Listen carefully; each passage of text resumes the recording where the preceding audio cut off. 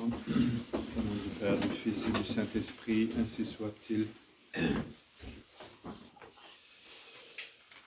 Voilà, donc continuons aujourd'hui notre catéchisme. En particulier, on va parler aujourd'hui de l'Église et des attributs et des pouvoirs de l'Église. C'est très important parce que, évidemment, aujourd'hui, eh bien, la crise dans laquelle on passe, les hérésies qui sont celles dans lesquelles nous vivons en ce moment sont dans leur majorité des hérésies, des faussetés qui sont enseignées contre l'Église.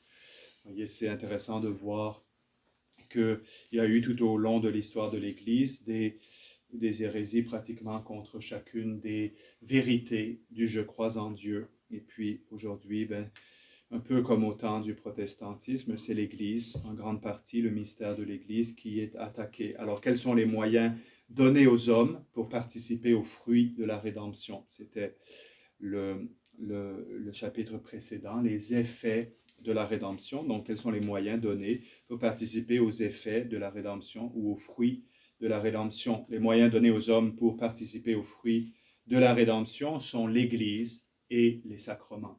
Donc, les sacrements qui nous sont donnés par l'intermédiaire de l'Église.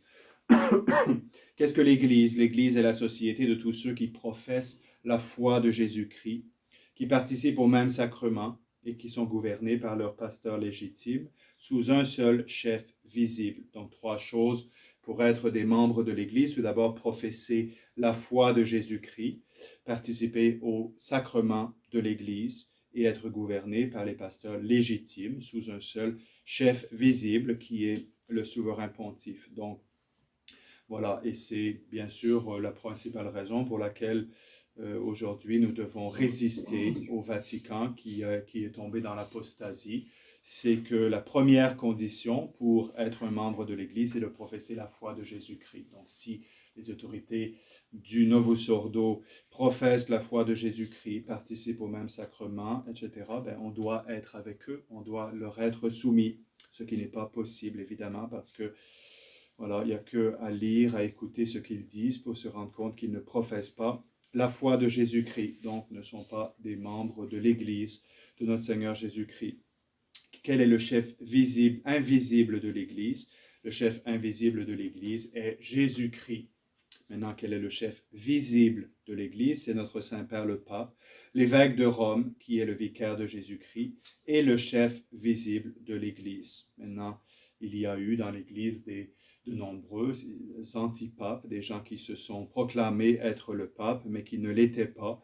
Il y a eu même des moments sans qu'il y ait de pape. Il y a même eu une grande période pendant laquelle il y avait 3 papes. On ne savait pas lequel était le véritable souverain pontife. Donc, évidemment, eh bien, il peut y avoir des périodes de troubles dans l'Église.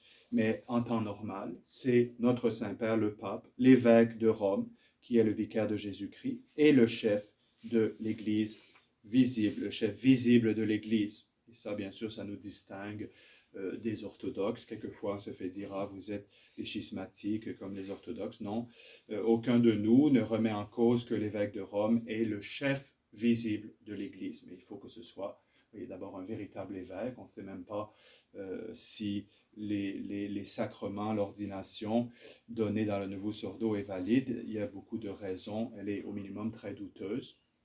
Et ça, même un personnage comme Monseigneur Lefebvre le reconnaissait. En 1988, quand il a consacré ses évêques dans le Sermon des Sacres, il a dit « Tous les sacrements du Novus Ordo sont douteux désormais ». Vous voyez, donc, si François, il a été consacré évêque, soi-disant évêque, vous voyez, dans le Novus Ordo. Donc, si on ne sait même pas s'il est évêque, on ne sait pas non plus, on ne peut pas affirmer non plus, je veux dire, qu'il est l'évêque de Rome, vous voyez. Alors, c'est notre Saint-Père le Pape, l'évêque de Rome, qui est le vicaire de Jésus-Christ et le chef visible de l'Église. Et c'est intéressant que dans la fraternité et les groupes semblables, voyez, plus le temps a passé, plus on a voulu dire que finalement, les sacrements d'ordination, de consécration épiscopale dans le Novus Ordo sont probablement valides. Pourquoi? Parce qu'on se rendait compte que plus le temps passait, plus ce serait un problème, parce que voyez, on avait maintenant des gens qui montait sur le trône de Saint-Pierre et qui avait été ordonné, consacré dans le Novus Ordo. Benoît XVI, par exemple, lui, il a été ordonné selon l'ancienne liturgie, l'ancien rituel de l'Église, mais il a été consacré évêque dans le nouveau rite, voyez, de consécration épiscopale publié par Paul VI en 1968. Quant à François, lui, il a été ordonné et consacré, voyez, dans le nouveau rite d'ordination et de consécration, qui sont des rites hautement douteux. Et l'Église va trancher, on peut avoir nos opinions sur ce sujet, l'Église va trancher, c'est l'Église qui a l'autorité, de trancher de façon définitive, mais il y a des éléments dans le nouveau rite d'ordination, de consécration qui rappellent beaucoup les changements qui existaient dans le rite anglican, qui a été déclaré invalide par le pape Léon XIII. Entre autres choses, Léon XIII dit qu'une des raisons pour lesquelles le nouveau rituel de consécration épiscopale est invalide, plutôt que le rituel anglican de consécration épiscopale est invalide, c'est qu'il n'est pas mentionné dans le rituel de consécration épiscopale anglican que l'évêque est consacré pour ordonner des prêtres, ce qui est un des rôles sacramentels principaux de l'évêque. Et devinez quoi, Paul VI, en faisant le changement, eh bien, il a enlevé, ce qui n'est pas une petite chose, ce qui ne se fait pas au hasard. Vous voyez, c'est la petite formule essentielle de consécration épiscopale. On a enlevé dedans la mention de la consécration des prêtres, que l'évêque est là pour consacrer des prêtres. Alors, bien sûr, il y a beaucoup de raisons, c'est pas juste à la légère qu'on dit que les nouveaux sacrements d'ordination dans le Novus Ordo sont très probablement invalide. Donc, quand vous croisez un prêtre Novus Ordo aujourd'hui, parce qu'il en reste presque plus, vous voyez, qui ont été consacrés dans l'ancien rite avant 1968, la plupart du temps, vous avez affaire à quelqu'un qu'on ne peut vraiment pas affirmer, en tout cas pas avec certitude, qu'il est un vrai prêtre. Même chose pour les évêques Novus Ordo, même chose pour les prêtres de la fraternité Saint-Pierre, vous voyez, parce que eux, ils ont été consacrés, ordonnés prêtres dans les nouveaux dans l'ancien rituel, mais par des évêques qui eux-mêmes, pour la plupart des prêtres de la fraternité Saint-Pierre, par des évêques qui eux-mêmes ont été consacrés dans le nouveau rite d'ordination. Donc, si quelqu'un qui n'est pas évêque utilise l'ancien rituel pour consacrer un prêtre, ce sera invalide, voyez, s'il n'est pas évêque. Il faut un évêque, premièrement, pour consacrer un prêtre, peu importe le rituel qui est utilisé. C'est pour ça, c'est un peu la conséquence, vous voyez, de faire un compromis avec Rome, avec la Rome apostate, c'est qu'on en arrive jusqu'au point de ne même plus, vous voyez, de couper les sources de la grâce, c'est-à-dire les véritables sacrements de l'Église catholique. Alors, on vit un temps extraordinaire, c'est évident, vous voyez, on vit dans un temps, je frapperai le pasteur, le troupeau sera dispersé, nous dit Jésus, et oui, on vit la grande apostasie. On a beaucoup de raisons de penser que, comme beaucoup l'ont pensé, vous voyez, quand Saint Paul parle dans son épître aux Thessaloniciens, deuxième épître aux Thessaloniciens, que l'Antéchrist va venir, mais avant que l'Antéchrist vienne, il faut enlever l'obstacle, il faut que l'obstacle qui le retient soit enlevé. Cet obstacle a été souvent compris comme étant le vicaire de Jésus-Christ sur la terre. Tant, en d'autres mots, tant et aussi longtemps qu'il y aurait un véritable souverain pontife, l'Antéchrist ne pourrait pas venir, parce que, voyez, le pouvoir des clés qui a été donné à Saint-Pierre est trop puissant pour pouvoir permettre la venue de l'Antéchrist. Par contre, pour un temps, si le bon Dieu enlevait cet obstacle, eh bien là, l'Antéchrist pourrait se montrer, suivi bien sûr du retour de notre Seigneur Jésus-Christ. Alors, on n'en sait rien, on ne sait pas exactement, mais on sait qu'on est en train de vivre certainement une période tout à fait importante dans l'histoire du salut.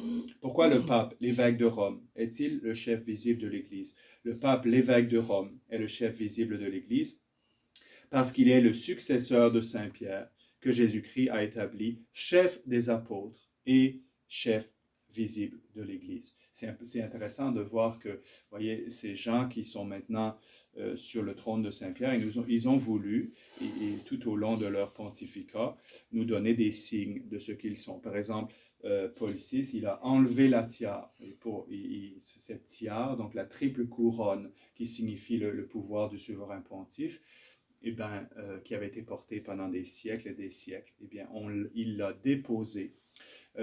François, par exemple, lui, il a même voulu enlever de l'annuaire pontifical, c'est-à-dire le livre qui contient le nom de tous les évêques, les prêtres Novus-Ordo, autrefois catholiques, mais maintenant Novus-Ordo. François a fait enlever la mention qu'il était vicaire du Christ. Il ne voulait pas que ce soit écrit, voyez, en dessous de son nom, vicaire de notre Seigneur Jésus-Christ. C'est quelque chose qu'il ne voulait pas voir dans l'annuaire pontifical. Il y a des gens qui nous donnent des signes qu'eux-mêmes savent très bien, voyez, qui ne parlent pas au nom de notre Seigneur Jésus-Christ. Alors, quels sont les successeurs des autres apôtres? Les successeurs des autres apôtres sont les évêques de la Sainte Église catholique. Et aujourd'hui, malheureusement, il n'en reste plus beaucoup qui enseignent la vraie foi, mais il en reste, voyez, et tous ces évêques qui ne sont pas nécessairement parfaits, ce sont des êtres humains comme nous, voyez, mais ce sont des successeurs des autres apôtres, voyez, donc des évêques de la Sainte Église catholique. Donc l'apostolicité de l'Église demeure malgré le fait, voyez, qu'on vit cette grande crise, en particulier au Vatican. Alors, Jésus-Christ a-t-il établi plusieurs églises? Jésus-Christ n'a établi qu'une seule église, à laquelle il a donné pour chef Saint-Pierre et ses successeurs. Donc, le chef de l'église, il n'y en a qu'une seule. Vous voyez, c'est Saint-Pierre et ses successeurs. Pourquoi Jésus-Christ a-t-il fondé son église? Jésus-Christ a fondé son église pour enseigner, gouverner, sanctifier et sauver tous les hommes. Et là, encore une fois, si on trouve dans l'église Novus-Ordo l'enseignement, le gouvernement, la sanctification, le salut dont on a besoin, il faut qu'on soit, voyez, à l'église de Saint-Charles. Il ne faut pas qu'on vienne ici. Il faut qu'on aille dans l'église du village de Saint-Charles qui va nous enseigner, nous gouverner, nous sanctifier et nous sauver. On le sait, voyez, que ça ne fait pas de bon sens si on va là-bas. On nous enseigne des erreurs, on nous gouverne n'importe comment. Voyez, on nous sanctifie pas. D'abord, ils ne veulent même pas confesser, etc. Voyez, on voit bien que même les sacrements sont bafoués. Et puis, sauvés, non, ils ne croient même pas qu'on a besoin d'être sauvé par eux, parce que pour eux, tous les hommes sont sauvés. Tous les hommes qui viennent sur la terre sont sauvés. Qu'on soit musulman, qu'on soit juif, qu'on soit protestant, on est sauvé. Donc, ils n'ont aucun intérêt à sauver les hommes. Alors voilà, donc Jésus a fondé son Église pour enseigner, gouverner, sanctifier et sauver tous les hommes. Pourquoi donc tous les hommes sont-ils obligés d'appartenir à cette Église unique de Jésus-Christ? Oui, tous les hommes sont obligés d'appartenir à cette Église unique fondée par Jésus-Christ. Et quiconque sait que l'Église catholique est la véritable Église et refuse d'y appartenir ne peut pas être sauvé. Quiconque le sait et ne veut pas y appartenir ne peut pas être sauvé. Il peut exister, et c'est l'enseignement de Pie XII en particulier, il peut exister des situations où quelqu'un serait, et de Pie IX aussi, où il serait dans l'ignorance invincible et serait sauvé par l'Église, un petit peu malgré le fait qu'il ne sait pas tout ce qu'il devrait savoir à propos de l'Église, mais quelqu'un qui connaît, qui sait que l'Église catholique est l'Église fondée par notre Seigneur Jésus-Christ et refuse d'y appartenir, ne peut pas être sauvé. Oui, ça, c'est tout à fait clair. Et c'est une des marques, d'ailleurs, par lesquelles on sait qu'on est dans la véritable Église. C'est le fait que cette Église à laquelle on appartient, elle dit « en dehors de moi, vous ne pouvez pas être sauvés ». Donc, les églises protestantes pensent que vous pouvez être dans n'importe quelle église et vous pouvez vous sauver. L'église Novus-Ordo pense que vous pouvez être dans n'importe quelle église et vous pouvez être sauvé. Il n'y a qu'une seule église qui a toujours dit qu'il est nécessaire de lui appartenir pour pouvoir être sauvé, et c'est l'Église catholique. Alors, chapitre 12, des attributs et des pouvoirs de l'Église. Quels sont les attributs de l'Église? Alors, les attributs de l'Église sont l'autorité, l'infaillibilité et l'indéfectibilité. Il y a 3 attributs de l'Église: l'autorité, l'infaillibilité, l'indéfectibilité. Alors, on va les voir chacun. Qu'entendez-vous par l'autorité de l'Église? Par l'autorité de l'Église, j'entends la mission, le droit et le pouvoir qu'ont reçu de Jésus-Christ le pape et les évêques, successeurs des apôtres, de prêcher l'Évangile et de gouverner les fidèles. Oui, j'entends la mission, le droit et le pouvoir qu'ont reçu de Jésus-Christ le pape et les évêques, successeurs des apôtres, de prêcher l'Évangile et de gouverner les fidèles. Oui.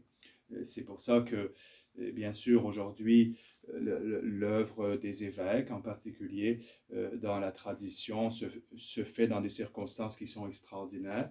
Mais si on dit, comme certains disent que, vous voyez, ils n'ont aucun pouvoir de prêcher l'Évangile ou de gouverner les fidèles, on dit, ils ne sont pas l'Église. Vous voyez, c'est un peu dangereux de dire ça. Et on ne veut pas dire, dans l'Église, il y aura toujours quelqu'un, il y aura toujours des successeurs des apôtres qui sont en charge de prêcher l'Évangile et de gouverner les fidèles. Alors, si ce n'est pas nous, c'est le Novus-Ordo.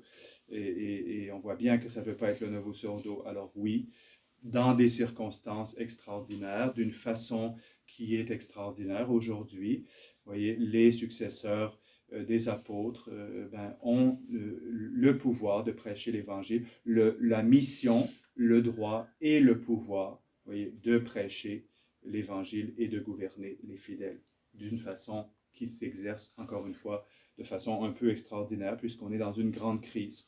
Alors, qu'entendez-vous par l'infaillibilité de l'Église?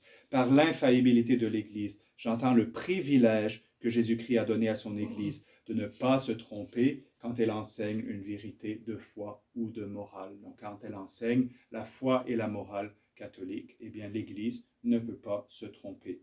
Et c'est ce qui nous fait dire, bien sûr, que le Novus Ordo, ce n'est pas l'Église de notre Seigneur Jésus-Christ, puisqu'elle se trompe. Le Novus Ordo se trompe et nous trompe en enseignant la foi et la morale catholique de multiples manières.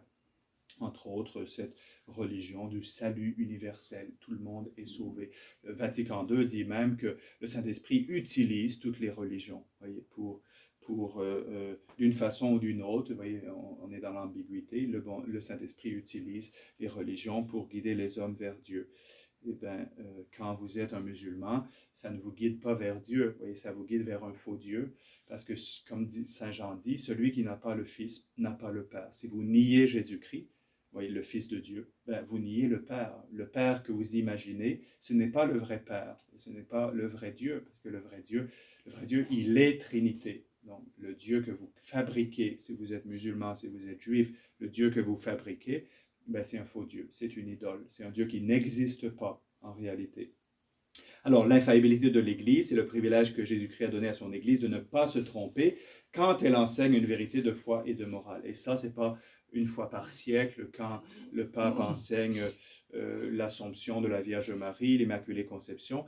Pie XII nous dit c'est tous les jours que le Saint-Esprit assiste son Église. Oui, donc, c'est pas écouter l'Église une fois par siècle quand le pape parle avec une majesté extraordinaire pour clarifier un point de doctrine. Non, c'est tous les jours écouter la Sainte Église guidée par l'Esprit Saint pour ne pas nous enseigner l'erreur, protégé par le charisme de l'infaillibilité de l'Église. Et c'est intéressant de voir que quand Pie IX proclame le dogme de l'infaillibilité, il dit le Saint-Esprit, le Seigneur a voulu doter le pape, en certaines circonstances, de cette même infaillibilité qu'il a donnée à son Église. Vous voyez, donc, c'est-à-dire, l'infaillibilité, elle existe dans toute l'Église, vous voyez, d'une façon spéciale, bien sûr, dans le souverain pontife, dans certaines circonstances, mais dans toute l'Église. Vous voyez, le bon Dieu a donné, à toute l'Église, le bon Dieu a donné ce pouvoir de l'infaillibilité, c'est-à-dire que l'Église, dans son ensemble, ne peut pas, vous voyez, se tromper.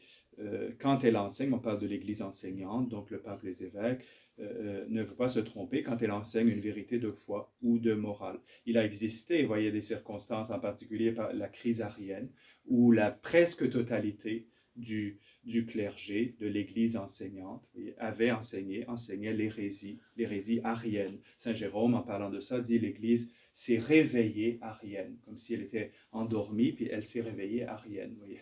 Eh bien, il existait, même dans ce temps-là, des saints évêques qui avaient conservé la foi. D'abord, le pontife de Rome, mais aussi Saint Athanase, et un autre saint qui est peut-être moins connu, Saint Lucifer de Cagliari. Oui, c'est un drôle de nom, Saint Lucifer. Lucifer, ça veut dire celui qui porte la lumière. Donc maintenant, on utilise le nom Lucifer pour désigner le démon, mais dans ce temps-là, il y avait des saints, il y avait des très bonnes personnes qui s'appelaient Lucifer, oui, c'est-à-dire celui qui porte la lumière. Donc Saint Lucifer de Cagliari. En Sardaigne, il était un des grands amis de Saint Athanase et il a conservé la vraie foi. alors que la plupart des évêques avaient abandonné la vraie foi. Donc nous, aujourd'hui, on vit un peu la même circonstance. Et bien sûr, il y a des évêques aujourd'hui qui sont considérés comme saint Athanase était considéré schismatique, hors de l'Église, tout ce que vous voulez, mais qui un jour seront remerciés par l'Église, et on ne sait pas, peut-être même certains canonisés, certains dont on reconnaîtra la défense de la foi à un degré héroïque. Encore une fois, malgré le fait que ce sont des hommes, vous voyez, même les saints aussi étaient des hommes, mais ils ont pratiqué la vertu, certaines vertus, et toutes les vertus, même à un degré héroïque, mais en particulier la vertu de foi. Alors, quand l'enseignement de l'Église est-il infaillible? L'enseignement de l'Église est infaillible quand le pape, avec les évêques, ou le pape seul, s'adressant à tous les fidèles, définit et proclame une doctrine de foi et de morale. Donc ça, c'est l'infaillibilité, le magistère qu'on appelle extraordinaire de l'Église. Mais c'est très clairement indiqué partout dans l'enseignement de l'Église qu'il y a aussi le magistère ordinaire universel, c'est-à-dire l'Église maintient à travers les âges, à travers tous les jours, la doctrine catholique. Et puis, de temps en temps, le pape, avec les évêques, ou le pape seul, et s'adressant à tous les fidèles, définit et proclame une doctrine de foi et de morale. Qu'entendez-vous par l'indéfectibilité de l'Église? Par l'indéfectibilité de l'Église, j'entends que l'Église, telle que fondée par Jésus-Christ, durera jusqu'à la fin du monde. Et ça, c'est un peu contre ceux qui disent, il y en a aujourd'hui qui disent, par exemple, l'Église, pour l'instant, il n'y a plus rien. Il n'y a plus d'évêques, il n'y a plus de prêtres légitimes, on ne peut plus aller nulle part, on doit rester à la maison et on doit attendre la fin du monde. L'Église a toujours enseigné, voyez, l'Église telle que fondée par Jésus-Christ durera jusqu'à la fin du monde. Ça ne veut pas dire qu'il y aura toujours un évêque sur chaque diocèse, vous voyez, puisqu'on a vu des périodes de l'Église où il y avait, encore une fois, vous voyez, énormément d'évêques étaient tombés dans l'hérésie, mais voilà, l'Église va toujours demeurer, vous voyez, avec des évêques, c'est-à-dire des successeurs des apôtres, et puis avec des fidèles et des prêtres. En quelle personne ces trois attributs de l'Église sont-ils réunis? Ces trois attributs de l'Église se trouvent réunis dans leur plénitude, en la personne du pape, dont l'autorité et l'infaillibilité dureront jusqu'à la fin des temps. Et la papauté n'est pas abolie. Et un jour ou l'autre, le Seigneur va secourir son Église et puis rassembler le troupeau autour du souverain pontife. Quelles sont les marques ou notes par lesquelles on peut reconnaître l'Église? L'Église a 4 marques ou notes par lesquelles elle peut être reconnue. Elle est une, sainte, catholique et apostolique. Donc ça, c'est les signes, les marques, les choses visibles par lesquelles on peut reconnaître qu'on est membre de la vraie Église. Alors, comment l'Église est-elle une? L'Église est une parce que tous ses membres ont la même foi, sont tous dans une même communion et soumis au même chef. Donc, vous voyez, les membres de l'Église ont la même foi. Et ça, c'est le contraire du Novus Ordo, où dans chaque Église, où on va, vous voyez, on nous enseigne des vérités différentes.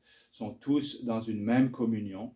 Donc, l'Église n'est pas divisée entre personnes qui ne sont pas unis les uns aux autres par la charité et soumis au même chef. C'est la troisième chose, normalement, et soumis au même chef visible.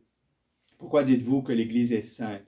Je dis que l'Église est sainte parce que Jésus-Christ, son fondateur, est saint et qu'elle peut nous sanctifier par sa doctrine et ses sacrements. Donc l'Église est sainte, son fondateur est saint. C'est pas comme le fondateur de l'Église luthérienne qui, lui, vivait dans le péché, avait fait des vœux de religion, puis finalement a quitté son monastère, est allé chercher, enlever une religieuse de son couvent pour se marier avec elle.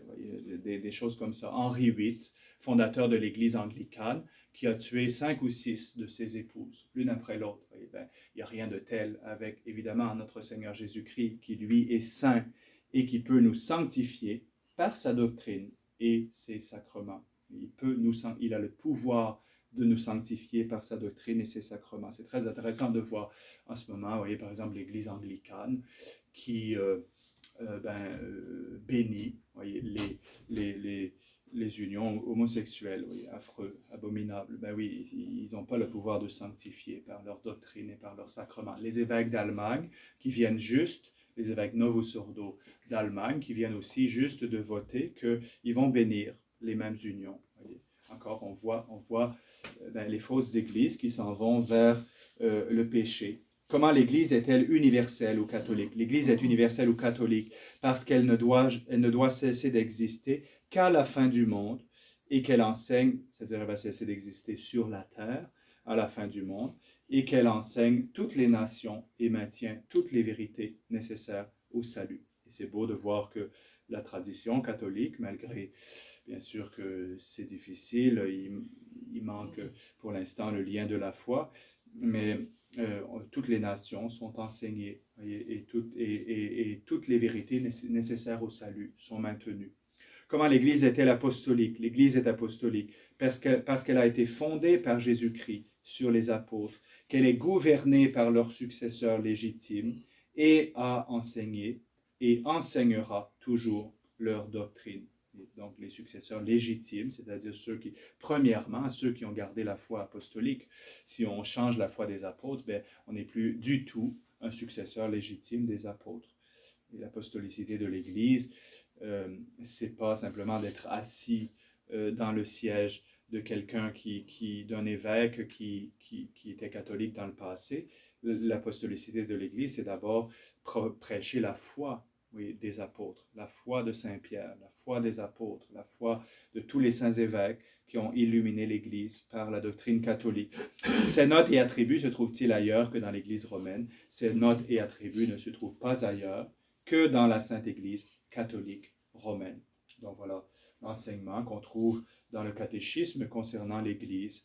C'est bien sûr difficile aujourd'hui, on en est tous conscients. Vous voyez, on vit une crise, on vit un moment très difficile, la passion de l'Église catholique. Le Seigneur nous a dit probablement à propos de notre époque, s'il était possible, même les élus seraient trompés. Donc évidemment, oui, c'est un temps de confusion. Évidemment, c'est facile de se tromper. Évidemment, il y a des gens qui vont dans toutes les directions parce que c'est la confusion, c'est pas facile, c'est la tromperie de Satan, oui, à notre époque. Alors, demeurons fermes dans la foi. Et comme saint Athanase l'a enseigné, ben, ils ont les églises, ben, nous on a la foi. Qu'est-ce qui est plus important, la foi ou les églises? Et le bâtiment physique ou le bâtiment spirituel, l'église, la véritable église, la Jérusalem céleste. Alors restons fidèles, et si on reste fidèle, ben, il y a beaucoup de raisons de penser que le Seigneur un jour ou l'autre ben, va nous rendre aussi les églises, voyez, en conservant la foi, puisque ben, le Novus Ordo s'écroule et s'effiloche partout, voyez, perd de plus en plus de membres.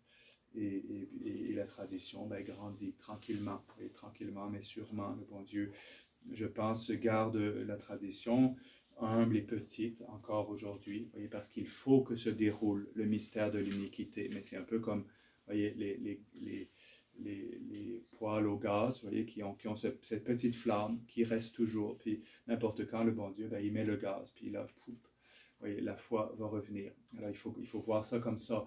C'est pas nous qui sommes en charge, voyez, de sauver l'Église. On entend souvent ça dans la tradition. Il faut sauver l'Église. Non, ce n'est pas vrai. C'est l'Église qui nous sauve. Voyez, nous, on ne sauve pas l'Église.